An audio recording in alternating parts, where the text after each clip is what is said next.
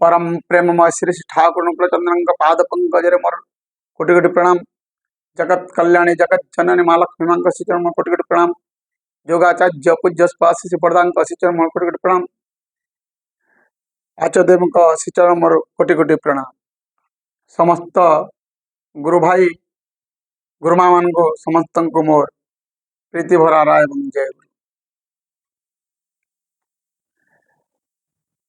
थरे जड़े एक ज्ञानी लोक श्री श्री ठाकुर पाखक दर्शन करने को आसी श्री ठाकुर को परीक्षा करने श्री ठाकुर को प्रणाम कर बसिले। किछि समय पर श्री श्री ठाकुर तांकर कुशल जिज्ञासा कले।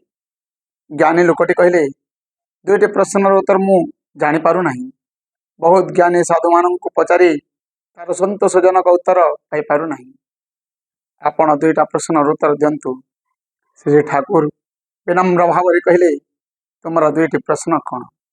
ज्ञानी लोक कहले एक मो प्रश्न भगवद गीता उपरे 6टी घोड़ा धावमान रथ उपर अर्जुन सारथी रूप से श्रीकृष्ण बसिचंती एवं घोड़ा मानकर लगाम निज हाथ में। दुई प्रश्न दीक्षार प्रयोजन। श्री श्री ठाकुर तांको प्रश्न शुणी हसी हसी तत्क्षणात उत्तर देउछंती।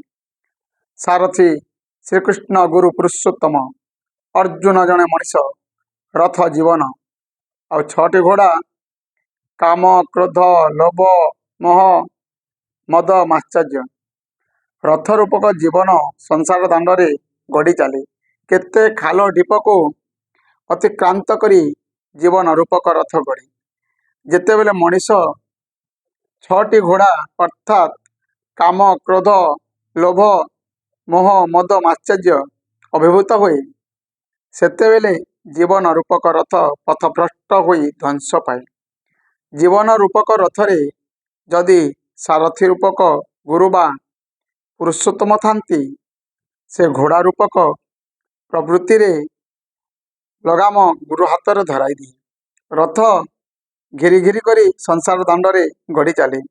मनीष रूपधारी अर्जुन संसार युद्ध रे विजय लाभ करे। दुई प्रश्न दीक्षार प्रयोजन। उपुड़ी पड़िथिबा फूल गछ आपण देखिचंती? श्री ठाकुरंकर प्रश्न।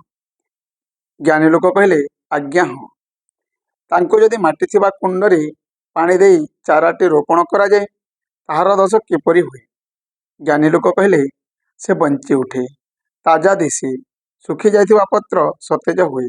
श्री ठाकुर चमत्कार भाई बोली बड़ पाटी रे ताली मारी कहबाकू लागिले। दीक्षा मनीष को सतेज करे, जीवन संचार करे।